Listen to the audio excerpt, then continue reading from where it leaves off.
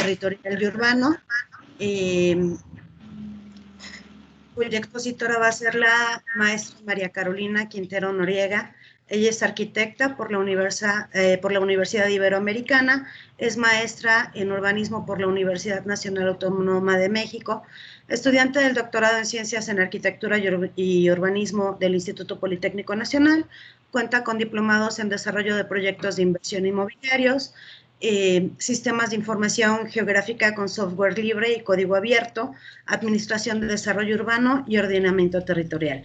Ha sido docente en la licenciatura de Arquitectura de la Ibero en las áreas de diseño asistido por computadora y diseño ambiental, también en la licenciatura en Arquitectura del Tecnológico de Monterrey en las áreas de proyectos de urbanismo. Ha impartido cursos en los diplomados en la nueva agenda urbana de ONU Habitat y en Metropolitan Landscape AA de TEC. Licenciatura en Urbanismo y Desarrollo Metropolitano en el Instituto de Estudios Superiores Rosario Castellanos. El tema de exposición de la maestra será la segregación socioespacial expuesta por los equipamientos urbanos de salud ante la pandemia por COVID-19. La exposición durará 40 minutos, 5 minutos antes de este tiempo se les avisará. Adelante, maestra, bienvenida, gracias. Súper, muchísimas gracias, Palmira, y bueno, muchísimas gracias a todos por invitarme y por estar aquí presentes. Como para ligar un poco con lo que nos acaba de presentar también el doctor Edilson, creo que pudimos ver que los sistemas de información geográfica o estas tecnologías de geomática nos permiten, pues, revisar desde el punto desde la perspectiva territorial, ahorita algo que, bueno, es tangible desde el punto en el que pues, vemos que se enferman personas y vemos que está pasando una epidemia, pero los sistemas de información geográfica o la geomática nos permite hacer esta cosa que hasta cierto punto podemos ver, pero realmente podríamos decirla que es medio intangible, como una pandemia, como una enfermedad, y la podemos territorializar, ¿no? La podemos hacer tangible, visible. Entonces, yo curiosamente, ahorita me cayó bien que lo mencionaba también el doctor Edison, tengo este libro aquí, lo tenía aquí junto porque se los iba a comentar. Pues resulta, este libro, que se llama City Coast Map, cuenta la historia del barrio de Soho en Londres, que es un muy buen libro, se lo súper recomiendo, lo pueden pedir en línea y está súper bueno. Cuenta la historia de esta bomba de agua en el barrio de Soho en Londres, en el siglo XIX, en donde se empezó a ver un brote de cólera, y ese brote de que pues, las personas no sabían por qué se estaba dando, o sea, realmente en el territorio británico no habían tenido ya como brotes de cólera, era algo más que se veía que se traía como en los barcos y demás.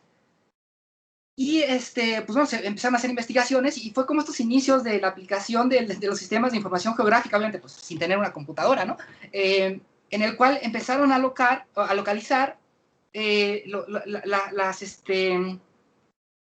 los casos de contagio de cólera, y empezaron o sea, no nada más dónde se estaban localizando los casos, sino cuáles eran como sus rutas o sus orígenes destinos, que fue lo que comenté ahorita en el chat de la presentación que nos hizo el doctor Edilson, que me llamó mucho la atención cuando vimos el video al final de todo lo que están haciendo. Yo vi por ahí unos mapas como que se veía que eran como rutas origen-destino, ¿no? Que bueno, pues para poder hacer eso tenemos que tener datos, ¿no? O sea, necesitamos tener datos de origen-destino para poder saber de dónde vienen y a dónde van las enfermedades o los enfermos. Pero pues bueno, era muy interesante porque fue algo que empezaron a hacer acá, ¿no? En Londres, que detectaron que pues las personas que se estaban contagiando eran las que habían ido a tomar agua, bueno, a recolectar agua desde este pozo en el centro de Londres, bueno, en el barrio de Soho, y pues bueno, justo así lo detectaron que era esta bomba en la cual el subsuelo se había contaminado por antiguos enterramientos de la plaga, y bueno, ya saben como que todo esto. Entonces, bueno, los sistemas de información geográfica, y por eso tenía yo este libro aquí a la mano antes de empezarles a compartir la pantalla, porque les quería como platicar esta anécdota, que me parece bien interesante, ¿no? Como siempre esta forma de ver el territorio o de territorializar los datos nos permiten pues, obtener información. Entonces, déjenme les empiezo a compartir también mi pantalla. Escritorio, me parece que entonces están. Y pongo esta presentación y empiezo así. Y entonces tengo que compartir la otra pantalla. Ah, no, pero creo que puedo voltear esto para allá, ¿verdad? Ya se ve. Pero ahí la ven solita, ¿verdad? Sí, ya se ve. Sí. Súper. Bueno, y entonces un poquito de contexto de qué es lo que les voy a presentar. Damos la presentación, así como me hicieron favor de presentarme, ¿no? Segregación socioespacial expuesta por los equipamientos urbanos de salud ante la pandemia por COVID-19, que es un poco lo que se pudo observar de estas investigaciones, que están basadas, o sea, les digo, por un poco de contexto de lo que les quería platicar, en una presentación que hice también ahora en el seminario latinoamericano, que se llamó Implementación de correlaciones espaciales y densidades de núcleo, que es como esta cosa muy técnica, ¿no? de sistemas de información geográfica, para identificar carencias en la cobertura del equipamiento urbano de salud. Y otro que, pues bueno, la ponencia la envié, pero aún no sé si se va a presentar con ponencia en el core del Politécnico, que se llama Estudio Prospectivo para definir las lógicas de localización del equipamiento urbano por medio de la implementación de bla, bla, ¿no? Estas dos están un poco juntas ahorita, bueno, primero una y después otra, y les digo también como un poco de contextos. Todo esto surge, uno, porque mi investigación para mi tesis de doctorado, lo que estoy buscando es pues, evaluar y revisar la posibilidad de utilizar la reconversión territorial para mitigar condiciones de pobreza urbana. Y la pobreza urbana tiene estas peculiaridades como como la mayoría de los sistemas urbanos, ¿no? Que son multidimensionales y transdisciplinarios, ¿no? y complejos. Entonces, bueno, dos formas o dos mediciones importantes de la pobreza son la accesibilidad a servicios de salud y a educación, ¿no? O sea, básicamente esos son como, bueno, obviamente vivienda y demás, ¿no? Como varios de los derechos de la ciudad. Y por otro lado, o sea, como de la mano de mi investigación del doctorado, también estoy en una investigación con la doctora López Araiza sobre equipamientos en Ciudad de México, o sea, en entidad Ciudad de México, como precursores de la expansión territorial. Y en esta investigación, pues obviamente nos estamos enfocando también en equipamientos, y en particular hemos notado que los equipamientos de salud y los equipamientos de educación tienen justo este juego, ¿no? De algunos llegan primero, otros llegan después, o sea, antes o después del crecimiento, pero todos tienen como estas peculiaridades de ir de la mano de la expansión. Entonces, bueno, eso es un poco como el contexto de qué les voy a platicar ahorita. Y bueno, tenemos una herramienta padrísima que luego creo que no valoramos lo suficiente, que son los perímetros de contención urbana, que los tenemos a nivel nacional. Les platico que, por ejemplo, yo todo esto de sistemas de información geográfica le empecé a agarrar el gusto mucho en la maestría, y de ahí no los he soltado, ¿no? O sea, desde primeros semestres de la maestría, tesis y de ahí en adelante. Entonces, pues bueno, creo que es un buen momento para también como subirse como al tren de la implementación de estas metodologías de análisis. La verdad es que si ven ahorita lo que les voy a presentar, va muy de la mano también de lo que nos presentó el doctor Edison, ¿no? O sea, sí, más o menos tenemos como unos pasos similares, ¿no? En metodologías.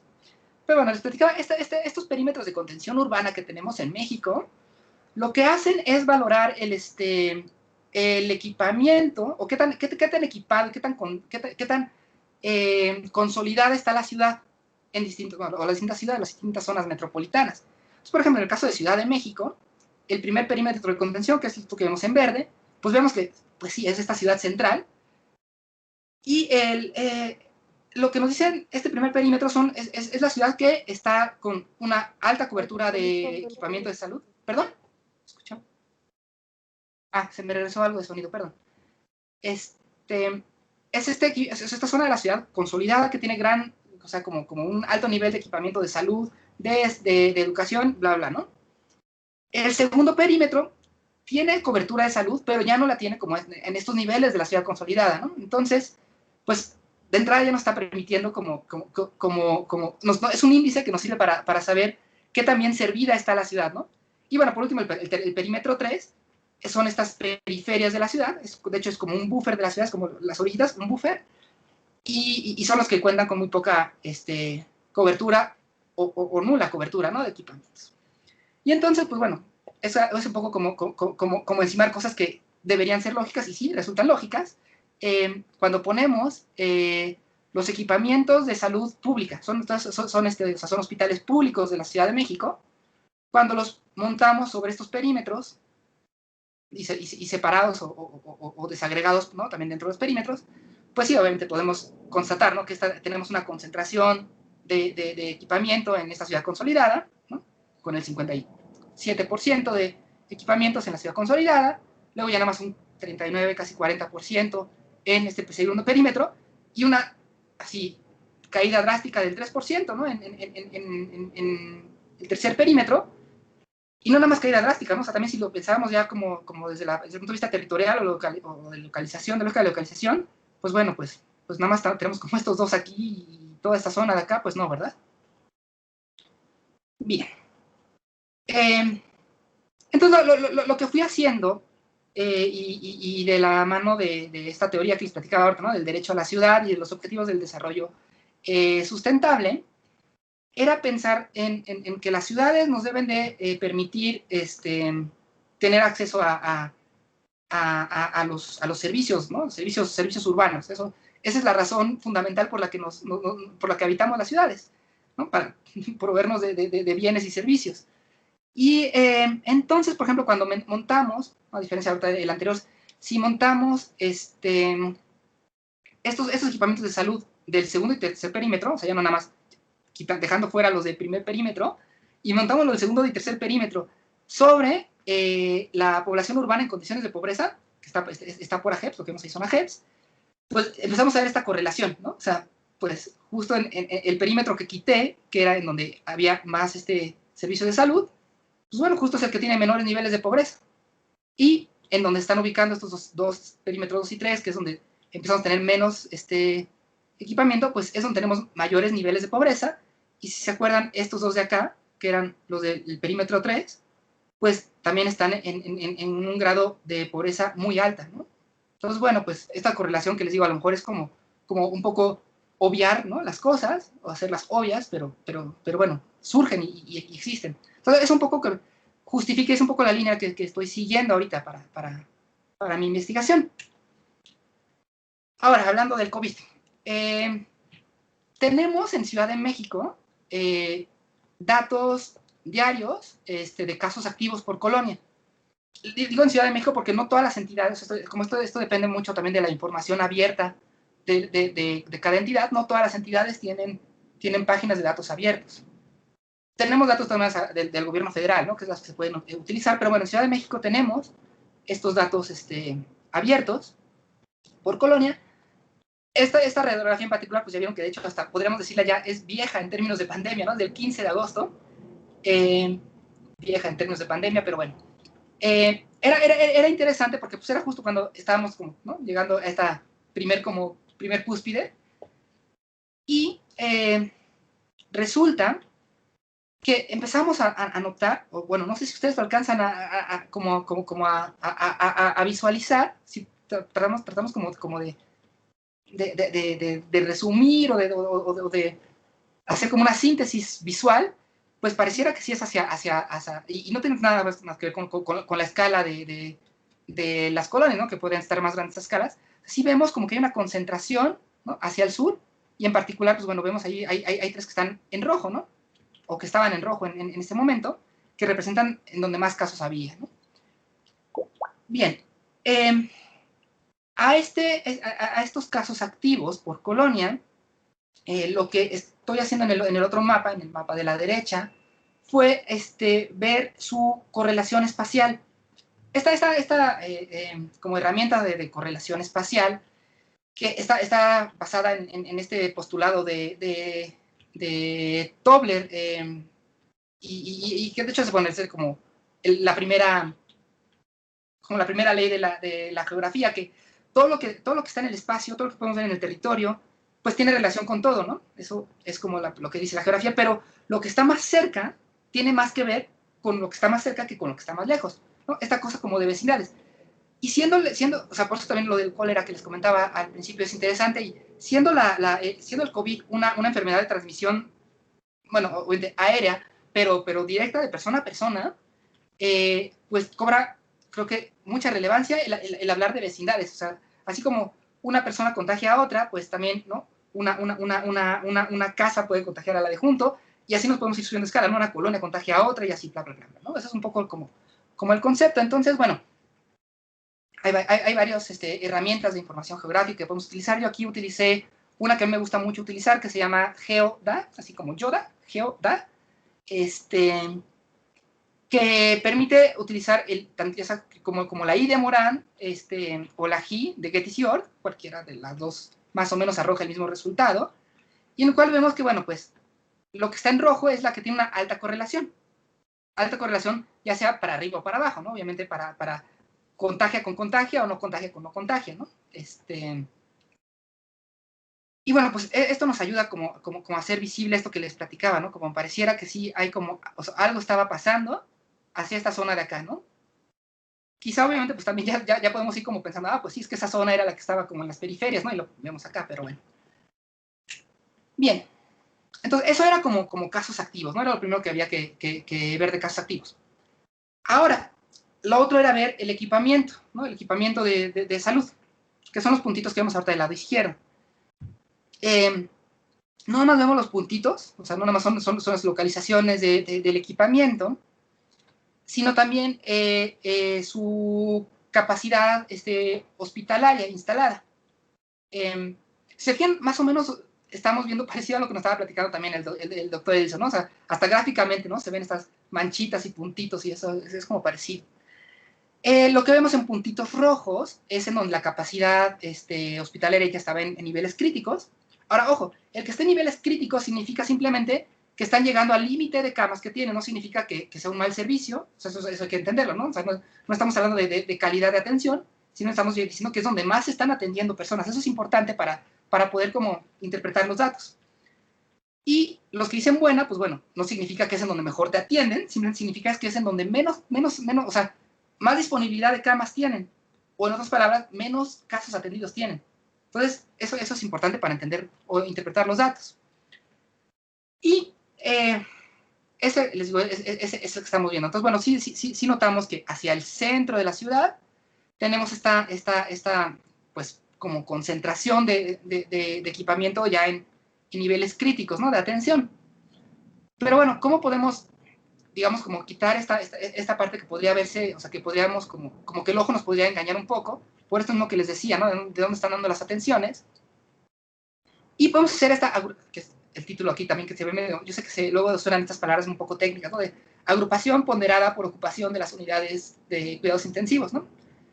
Esta es como una ponderación, es decir, bueno, pues pareciera ser que sí, efectivamente, lo que está más, ¿no? O sea, lo que está más oscuro es donde más están dando, o sea, donde más están dando la atención de casos, ¿no? Es como una mayor concentración acá, y vemos que, pues bueno, pues entonces pareciera efectivamente que las periferias no están atendiendo tanto, ¿no? O sea, por ejemplo, esta mancha que se ve acá, pues sí corresponde a esto de acá, ¿no? Y esta zona de acá, aunque estos no se prenden tanto, aquí sí se marcan como concentración por esta ponderación que estamos haciendo. No es lo mismo ver nada más el puntito que verlo en este mapa de calor, ¿no? De eso sirven mucho los mapas de calor, ponderados por algún valor, ¿no? En este caso, la ocupación. No nada más la capacidad, sino la ocupación. Y bien, de esto, o sea, ya tenemos como estas dos visiones, o estas dos visualizaciones, ¿no? De, por un lado, los casos en donde están agrupando, por otro lado, las atenciones, ¿no? Bueno, su equipamiento y las atenciones donde se están dando. De ahí, como el siguiente paso que hice en esta investigación, fue, primero necesitaba sacarlos, o conocer los centroides de estas colonias. O sea, esto que habíamos visto 2 láminas atrás, déjenme, voy a regresar 1, 2, otra, ahí está.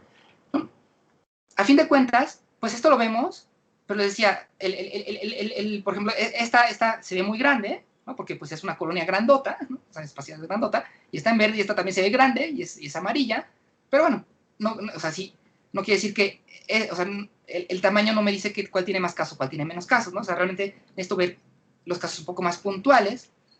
Entonces, bueno, pues obtuve los centroides, ¿no? Fácilmente sacas los centroides como para ver más ubicados en dónde están estos puntos de contagio o estos casos activos registrados. Y aquí viene la parte que a mí me emociona mucho, como aplicar o implementar esta metodología, ¿no? Que son las densidades de núcleo. Estos son mis casos activos, y yo, si veo estas densidades de núcleo, casi hasta pareciera como que me está haciendo algo, como una inversión de los datos, ¿no? Como que me presenta en serio en dónde se están concentrando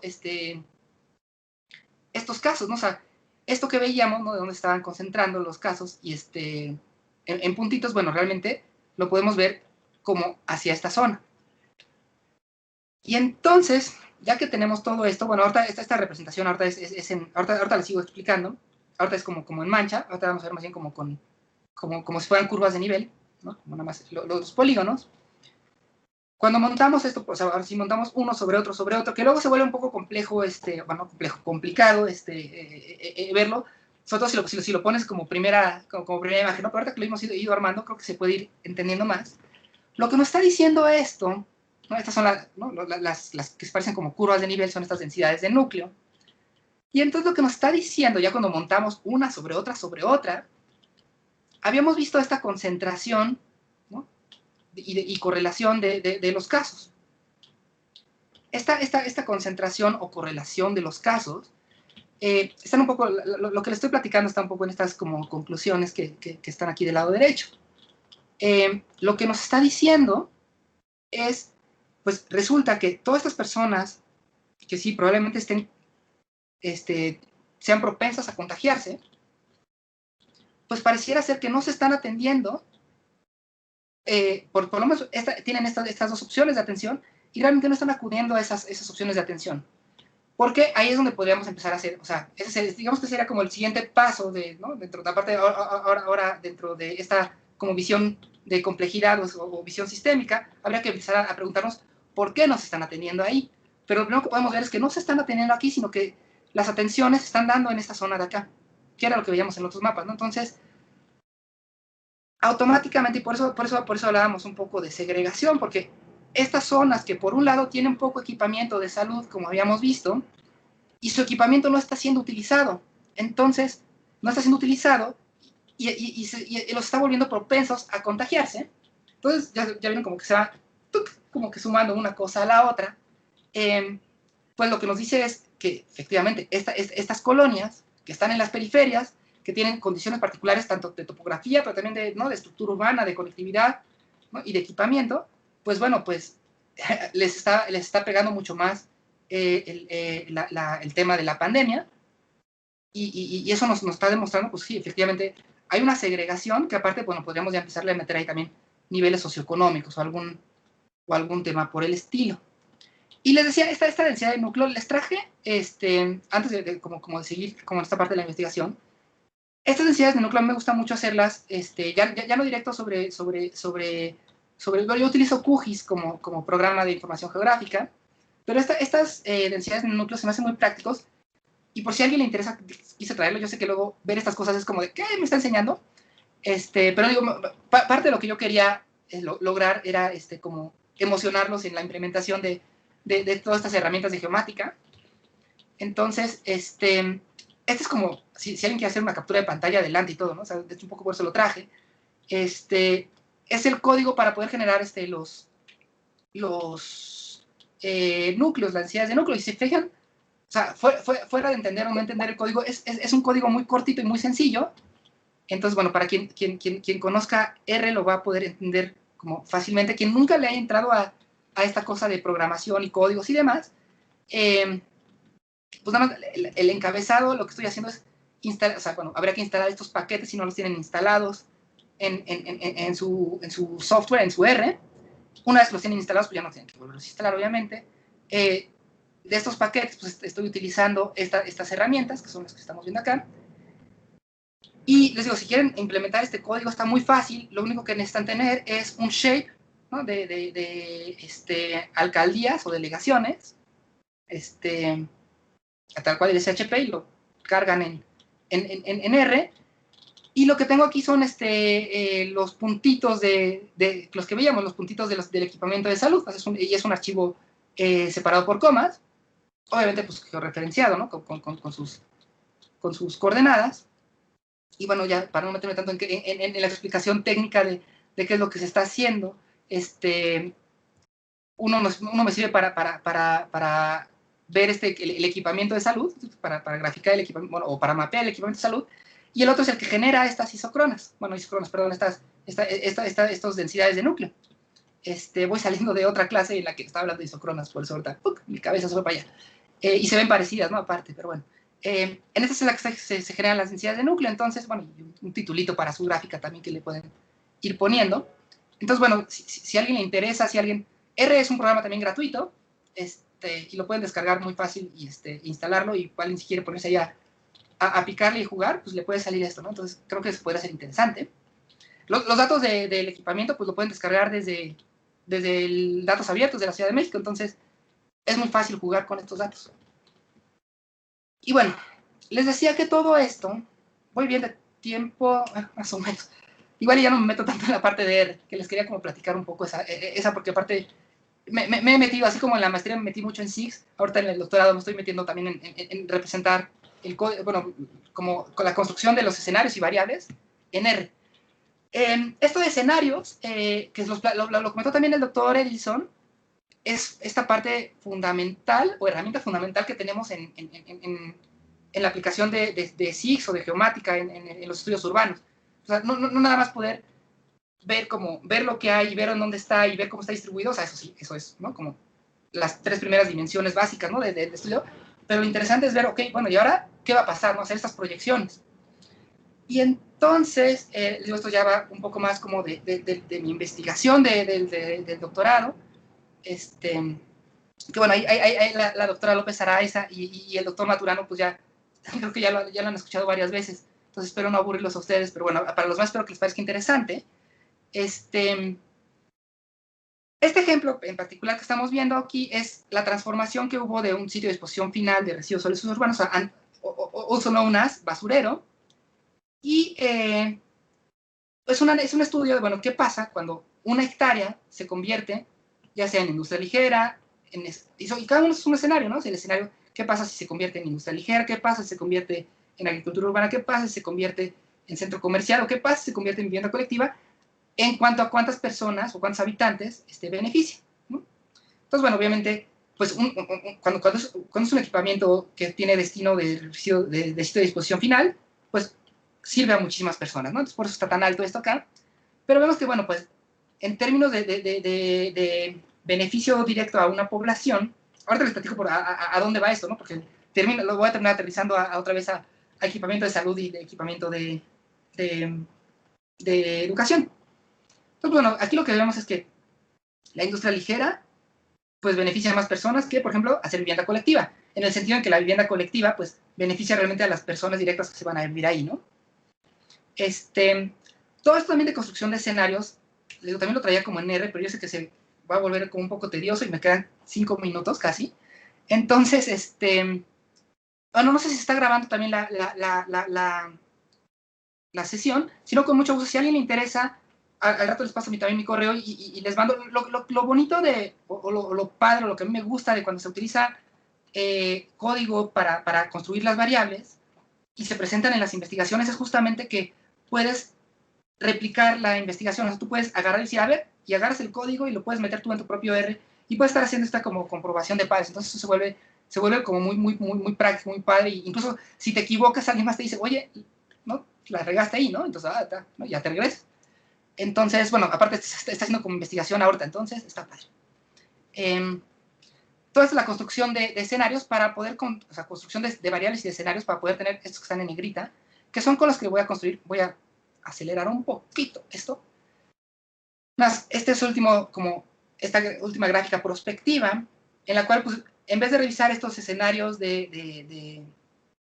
¿cómo se llama? De industria, comercio, ¿no? Como estos usos de suelo que podemos implementar, pues bueno, ¿qué pasa si lo convertimos en algún destino de equipamiento, ¿no? Recreación, educación, y son todos estos subsistemas de equipamiento que podemos tener. Y pues vemos como después de dedicarlo a servicios urbanos que están en 7,000, a partir de ahí, o sea, si se dedica para un equipamiento de comercio, deporte y de ahí en adelante, pues la tendencia es exponencial, ¿no? O sea, nos conviene mucho hacer reconversiones hacia equipamientos, ¿no? O sea, nos conviene, y lo veíamos. Maestra, nos quedan 5 minutos, por favor. Sí, muchas gracias. Yo espero que sí acabó bien. Veíamos que aquí pues, estábamos hablando de 2,000 personas, 2,000, ¿no? 2,700, 2,500 personas de beneficio, y en cuanto pasamos a los escenarios de equipamiento, pues bueno, les digo, es exponencial, ¿no? Entonces, las reconversiones, o sea, no nada más desde el punto de vista teórico de beneficio a la población, son buenas, sino que, bueno, también lo vemos, o sea, ya como con datos, pues fíjate que sí, beneficio a más personas de esta manera, ¿no? De nuevo les digo, les puedo pasar con mucho gusto el código para que lo vayamos revisando. Y bien, ya nada más para cerrar, para llegar a esta última conclusión de lo que estoy haciendo también ahorita, retomando estos perímetros de contención urbana, ¿no? Que veíamos, y metiendo el dato de densidad de población, pues bueno, resulta que también la ciudad consolidada, ¿no? Que es la que vemos en azul, pues sí, obviamente tiene una mayor densidad de población. Curiosamente, ¿no? El segundo contorno, el segundo perímetro, tiene una densidad un poco más alta que la primaria. Esto obviamente tiene que ver con temas de subsuelo, ¿no? de nuestra ciudad o de nuestra zona metropolitana. Y bueno, el perímetro último, el perímetro 3 de contención urbana, si se fijan, tiene una densidad muy baja. Entonces, todas estas cosas que les estoy enseñando, de construir escenarios y variables, también se meten a esta licuadora de R, que son estas cosas de aquí, para generar esta gráfica. No quería presentarla desde el principio porque sé que luego es medio difícil también cuando te presentas así como que, y entonces, pero espero que más o menos, si fuimos viendo esta tendencia de crecimiento de cada uno de los suelos, lo que estoy evaluando en esta gráfica y en esta investigación es tanto la propiedad, si es propiedad privada o es propiedad pública, a quién beneficia, o sea, qué beneficio trae hacia la población, y también, bueno, hablar no nada más del capital económico, sino también de un capital social. Y entonces dos cosas interesantes, digo, ya también por tiempo y sin entrar también mucho a detalle, porque yo sé que a lo mejor esto terminó siendo como un poco superficial, pero quería aprovechar y presentárselos, porque esa parte de investigación como que sigue andando. Tanto salud, que la vemos acá, salud o sea, bueno, educación está acá y salud, pero tienden a ubicarse en clústeres, o lo que podemos ver en esta gráfica es que tienden a ubicarse en clústeres. Y dos cosas importantes, bueno, ahorita hablábamos de salud, pero bueno, por ejemplo, educación, si se fijan, mientras más cerca está esto, quiere decir que necesita estar más cerca de la población. Salud se ubica en este punto como intermedio porque obviamente los equipamientos de salud permiten atender a más personas, y eso tiene también que ver con el propio subsistema de equipamiento, ¿no? O el sistema de equipamientos de Cedesol. Pero bueno, lo que me resultaba interesante, y ya con eso cierro, es que los equipamientos de salud deben de estar, o sea, debemos de considerar su ubicación, no nada más basándonos en en términos económicos y territoriales, sino también en términos de capital social, de cuántas personas benefician, y una ubicación respecto al territorio o respecto a un centro. Aquí el centro es aleatorio, más bien lo que es el rango que puede estar sirviendo, ¿no? Entonces, les digo, esto es parte de la investigación que todo te estoy haciendo así, para poder ubicar qué equipamientos necesitan estar más en las periferias y cuáles pueden servir mejor. Esto, y ya nada más como para ligarlo a lo que les presentaba en el mapeo, pues bueno, esto nos explica un poco por qué las personas se están atendiendo como en la zona céntrica de la ciudad y no tanto en las periferias. Y de nuevo, podemos meter ahí como algunos valores, ¿no? O algunas variables de conectividad, que quizá no tienen una buena conectividad, ¿no? Sobre todo sabemos que esa zona no está tan bien conectada entre Oriente y Poniente, está más bien conectada como Norte-Sur y demás, ¿no? Y bueno, creo que ya me llegué como justo al tiempo. Les dejo también, bueno, si gustan contactarme, mi correo de alumno del Poli es este. Entonces, pues sí, con mucho gusto les puedo como compartir cualquiera de estos datos que les puedan parecer interesantes. Y bien, eso era. Déjenme, termino de compartir.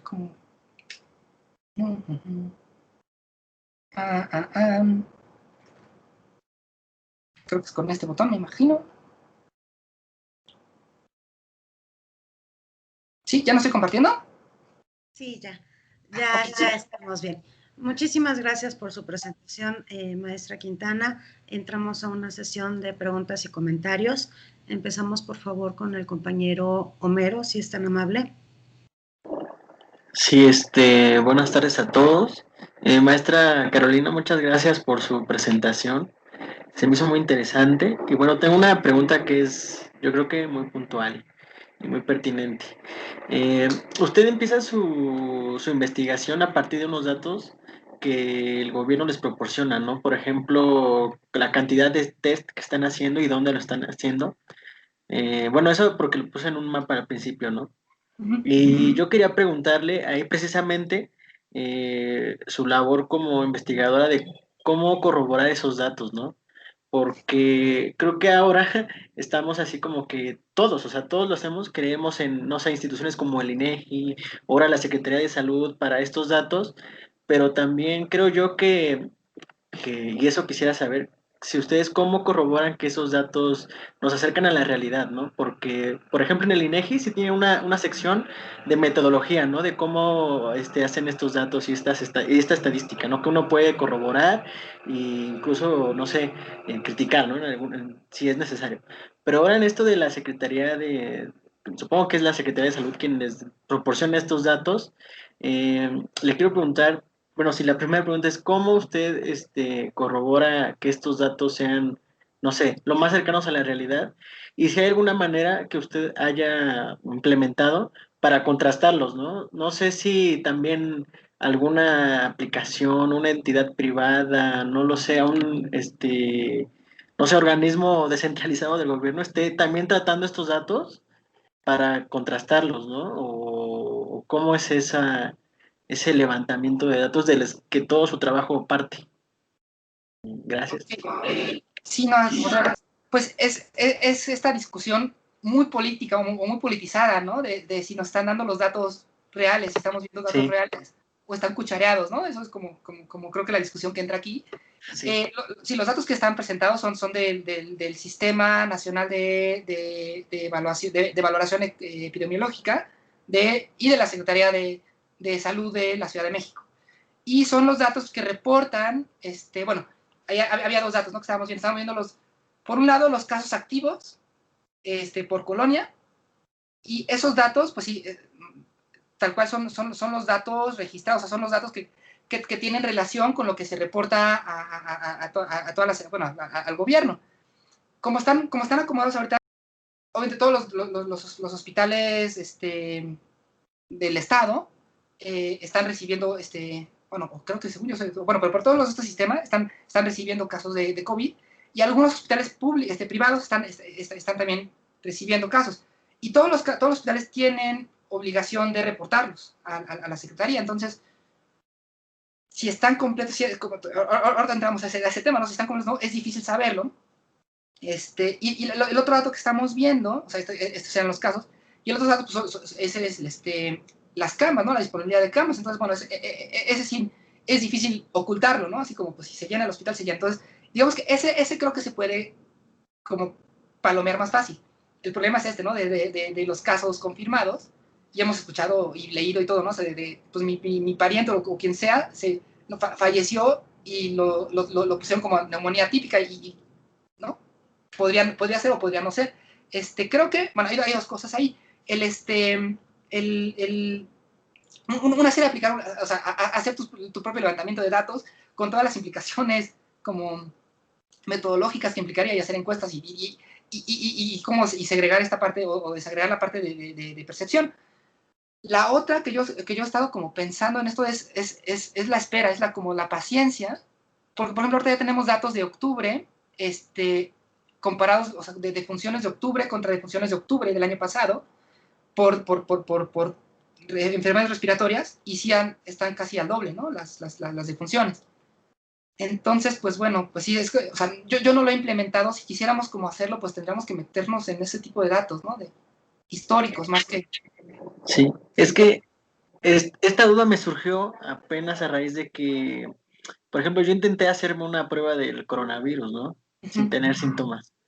Pero llamé a varios hospitales y cerca de mi casa y ninguno me quisieron atender, ¿no? Hasta 6, 7 días después. Entonces, finalmente, al último decidí ir al Politécnico, ¿no? Que está mucho más lejos de la colonia en la que yo vivo. Sin embargo, cuando me pidieron mis datos, es que hay uno es cuando analiza lo que están haciendo las políticas públicas de salud, ¿no? Me pidieron mi domicilio, o sea, mi INE y así. Entonces yo tengo mi INE, pero la casa de mis padres, ¿no? Donde estoy viviendo actualmente, ¿no? Entonces, yo es cuando uno se da cuenta de todos los posibles errores que hay en esta, cuando intentan decir esto, ¿no? Que en tal colonia hay tantos casos activos, en tal ciudad, la movilidad. Y uno entiende, por ejemplo, que las prospectivas son pues modelos matemáticos que tratan de predecir un futuro, ¿no? Que nunca nadie, ni siquiera nadie puede predecir el futuro de manera exacta, pero tratan de acercarse a un escenario como usted lo plantea, ¿no? Pero estoy muy interesado en esto, en saber cómo es ese error, cómo tratar de disminuir la cantidad de errores cuando se levantan los datos estadísticos, ¿no? No sé, me parece Bueno, muy interesante.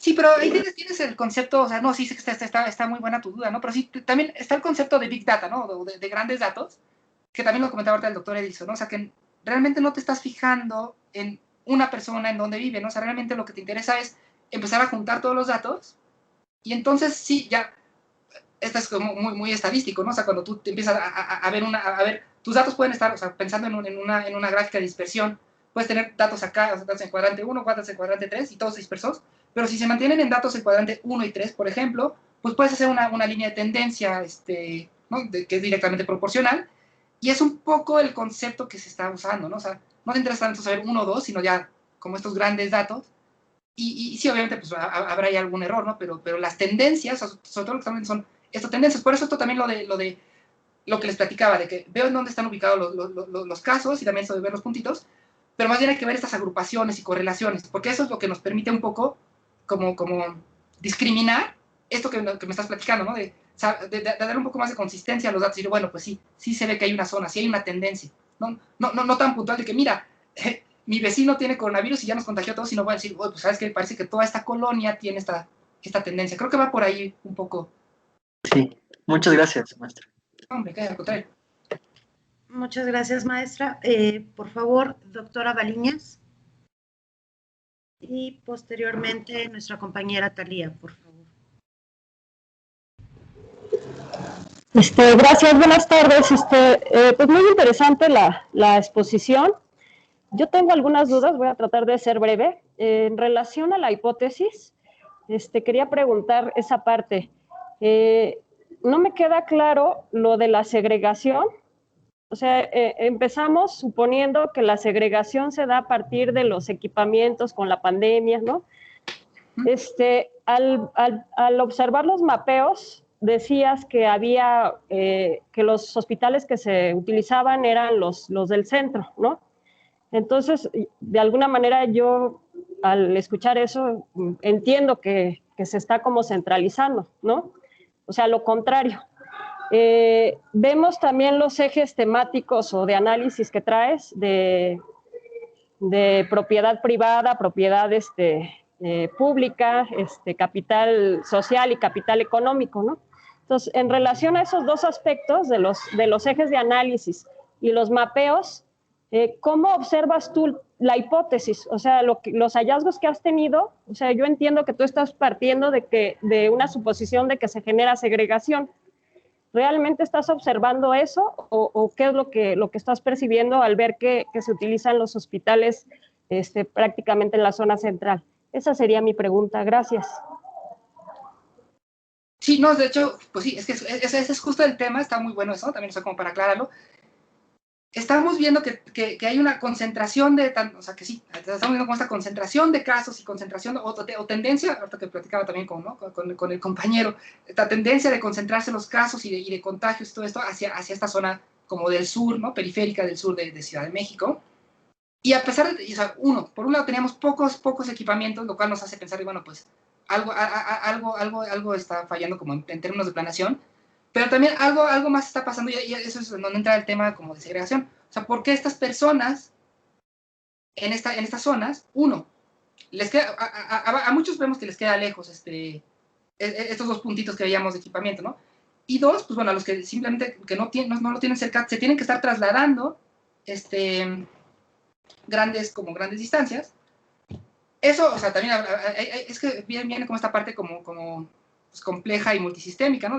Pues también eso está hablando también como de imaginación, y estos pequeños clústeres era lo que, o sea, estos agrupamientos es lo que nos empieza a ver, oye, pues, fíjate que sí, efectivamente, solo se están agrupando aquí, y eso es como ya la parte más de segregación, solo están agrupando aquí casos de contagio, y se están agrupando aquí casos de no contagio, y luego otra vez casos aquí de contagio, y luego otra vez casos aquí de no contagio. Entonces veíamos como estos pequeños clústeres. Entonces, bueno, pues sí, parecía ser que sí, efectivamente, por más que sepamos que unos se contagian con otros, pues bueno, sí la implementación de, les decía, esta parte como de ley de Morán, luego nos dejaba ver como pues, pequeños agrupamientos, y tenía que ver con segregación y con microsegregación, ¿no? El ver un equipo, o sea, ver zonas segregadas, o sea, o ver zonas agrupadas junto a otras zonas agrupadas de contagios y de no contagios, de contagios y de no contagios, ¿no? Entonces, bueno, eso es lo que me lleva a decir, oye, pues parece que sí se está viendo una segregación, nada más de ver el tema de salud. Obviamente lo que sigue es pues ver, bueno, pues qué otros factores están, porque sí, ahorita pues sí estamos como muy limitados, o esto que les está muy limitado, nada más a ver el tema de salud y contagios, ¿no? Entonces, bueno, eso como de la parte de segregación, así como o por lo menos la lectura que yo le estoy dando a los datos, ¿no? La interpretación que yo les estoy dando a estos datos que obtuve.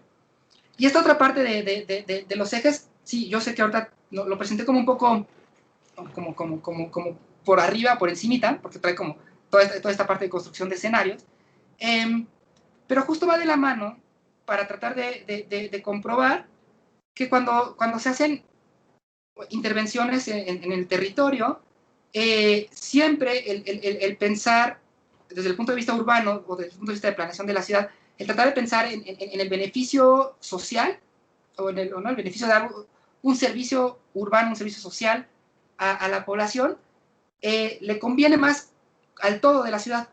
Y eso era un poco lo que se veía ahorita en la gráfica, ¿no? O sea, ¿cuáles son los equipamientos que mejor, o sea, que más cerca tienen que estar del centro? Por eso un poco los ejes de propiedad pública, privada, capital social, capital económico. No sé si con eso lo expliqué más o menos, pero esa es un poco la idea. Okay. Gracias, maestra. No, al contrario, gracias, sí. Muchas gracias, maestra. Por favor, nuestra compañera Talía Montserrat y posteriormente el doctor Tena para cerrar. Buenas tardes a todos. Buenas tardes, maestra. Antes que nada, muchísimas gracias por su ponencia. Un tema muy interesante. Mi pregunta es muy puntual y va dirigida, bueno, tengo entendido que en este sentido en donde tenemos esta identificación de los casos, ¿no? De contagios y esta movilidad, ¿no? Que tienen esos casos a otro tipo a otras colonias, ¿no? Otros lugares.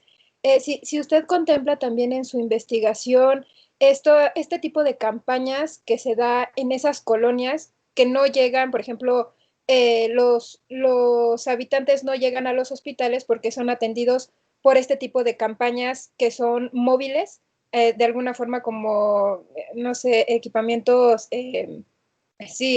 efímeros, ¿no? Porque solamente se instalan como por temporadas. Por ejemplo, en esta temporada del coronavirus hay algunas campañas que se acercan y tú vas con tus síntomas, te atienden y no llegas al hospital. Entonces, bueno, si usted contemplaba o si hay, si suben estos datos a algún tipo de páginas para que ustedes como investigadores los contemplen.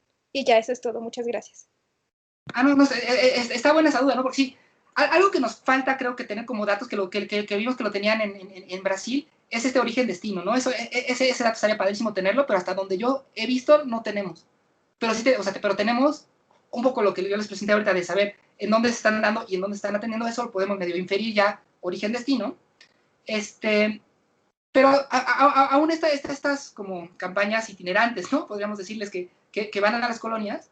Bueno, hay dos cosas que decir ahí. Uno, que yo creo que sí el gobierno de la Ciudad de México pertenezcamos como a la corriente política que pertenezcamos y podamos estar de acuerdo o en desacuerdo de lo que está haciendo, pero pareciera que sí tienen ubicado, o sea, que sí están haciendo más o menos una lectura territorial parecida a lo que les presenté yo, porque siempre nos hablan de cuáles son las colonias prioritarias de atención. Quiere decir que sí, de alguna forma sí están localizando en dónde se están dando los mayores contagios. Ya no se estén yéndose más allá de ver cuál probabilidad de contagio hay con la que sigue, ¿no? Pero sí tienen más o menos ubicado esto. Y ahí es donde están haciendo estas cosas itinerantes. Y entonces, hasta donde yo tengo entendido, incluso, o sea, si estas propias campañas itinerantes, lo que hacen es, pues medirte y tomar también tus datos, lo preguntaba también el otro compañero, y reportan esos datos. La atención, en teoría, debería darse a tu centro de salud más cercano, o eso es como el concepto general, ¿no? Podría pasar también lo que decía el compañero, ¿no? Que él fue al poli y, o sea, ya tenemos esta movilidad. A fin de cuentas, pues somos una ciudad que no tenemos unas fronteras realmente que nos impidan, ¿no? O podemos estar registrados en Delegación Coyoacán, pero estamos viviendo físicamente en Azcapotzalco y nos contagiamos en Azcapotzalco, pero nuestro centro de salud está en Coyoacán. O sea, este tipo de cosas se dan y es un poco difícil de medirlo, ¿no? Será muy interesante más bien, creo que esta parte que les digo que nos falta, de saber, oye, a ver exactamente, ¿en dónde vives? ¿En dónde te contagias? ¿Estás registrado donde vives? O sea, como todos estos datos, pero también sería difícil que sí nos los den, ¿no? O sí tenerlos. No sé si respondí. Sí, maestra. La duda. Gracias. Muchas gracias. Doctor Tena, por favor, adelante. Sí, buenas tardes. Muchas gracias, Carolina, por la exposición muy interesante. Yo tengo dos dudas. Bueno, una es así como una reflexión que me queda por los elementos que estabas exponiendo inicialmente, ¿no? Y me refiero al soporte teórico conceptual, o sea, la concepción urbana que soporta tu investigación,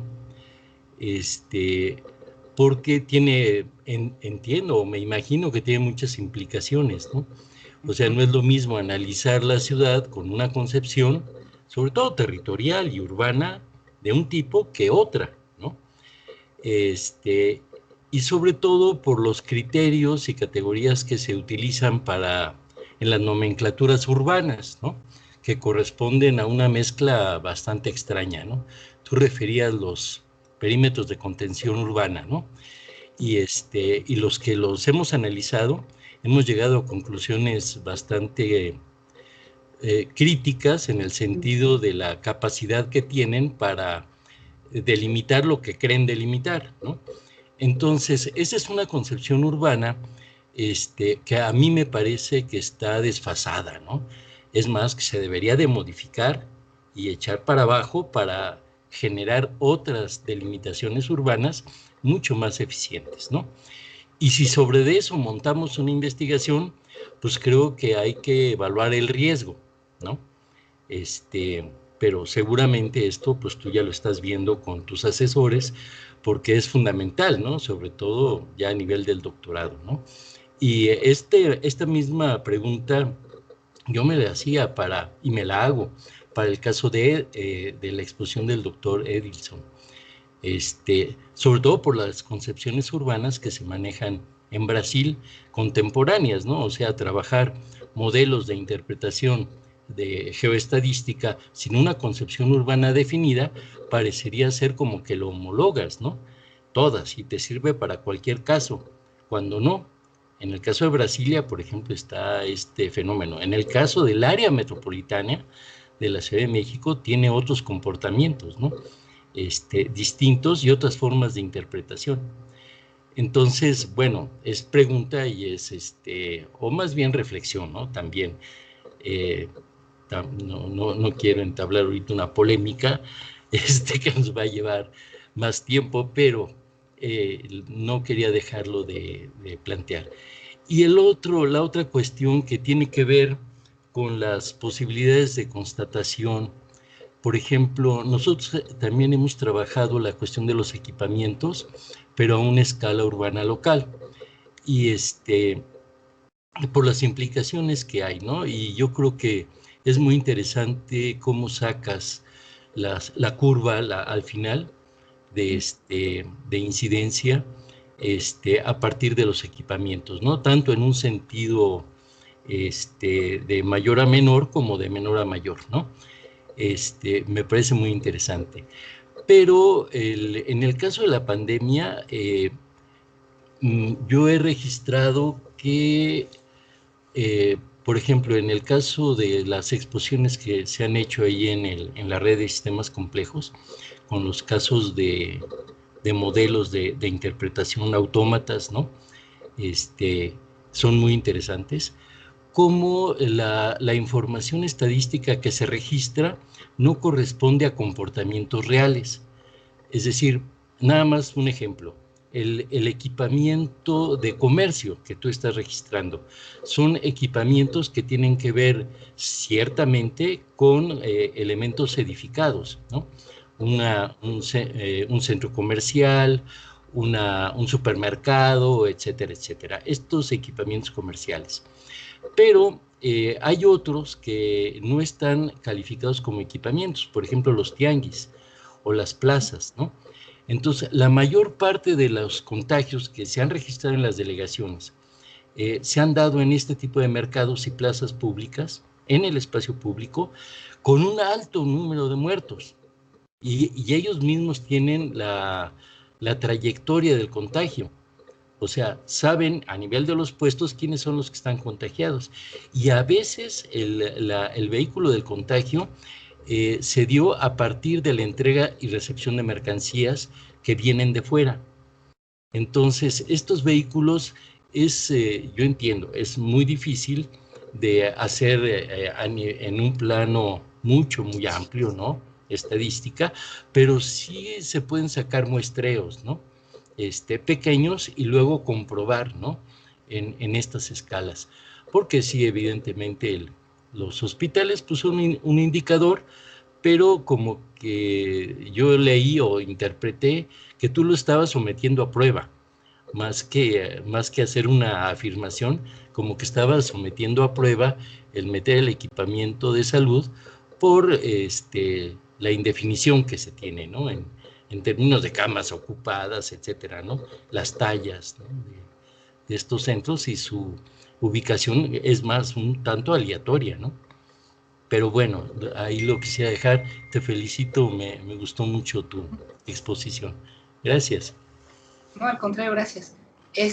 Sí, el tema de los perímetros de contención, sí, creo que hasta coincidimos, o sea, sí, sin entrar como en mayor detalle, desde el concepto, ¿no? De perímetro para contener que crezca la ciudad, o sea, queremos contener que crezca la ciudad, o sea, desde ese mero concepto, desde ahí habría que verlo. Yo más bien como lo tomo y como me sirvió para esto que les presenté, es que les decía como un poco el índice, porque dentro de las mediciones o de los índices que se toman o de los parámetros que se toman, pues sí era esta cosa de qué tan bien servida están las distintas zonas de la ciudad en cuanto a equipamientos.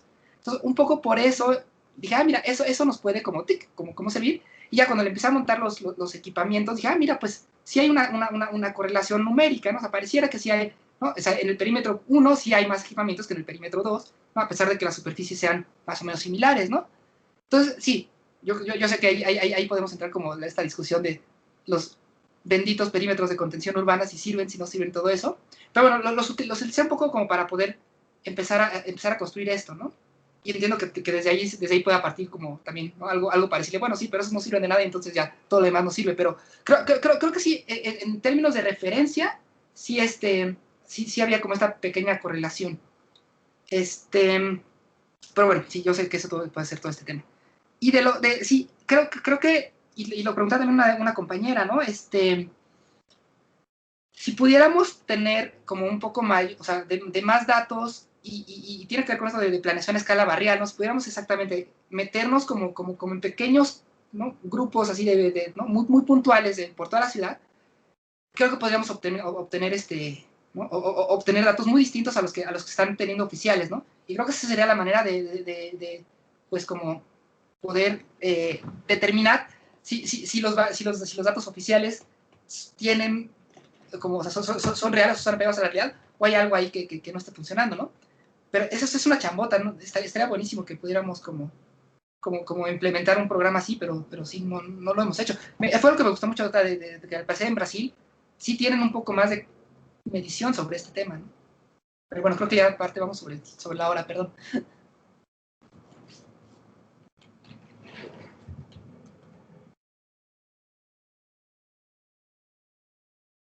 Su micrófono.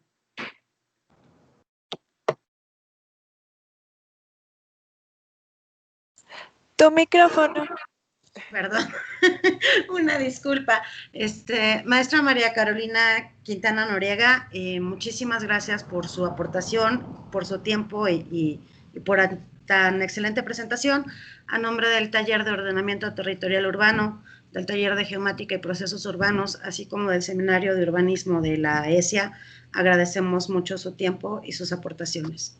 Si alguien tiene cualquier otro comentario, y si no, para dar por terminada la sesión de hoy. Muchas gracias. Nada, muchas gracias. Muchas gracias. No, al contrario, a ustedes, mil gracias en serio por invitarme. Ricardo, Gracias. Gracias. Muchas gracias a todos, que tengan muy buena tarde y hasta la próxima semana. Hasta luego. Muchas gracias, hasta luego.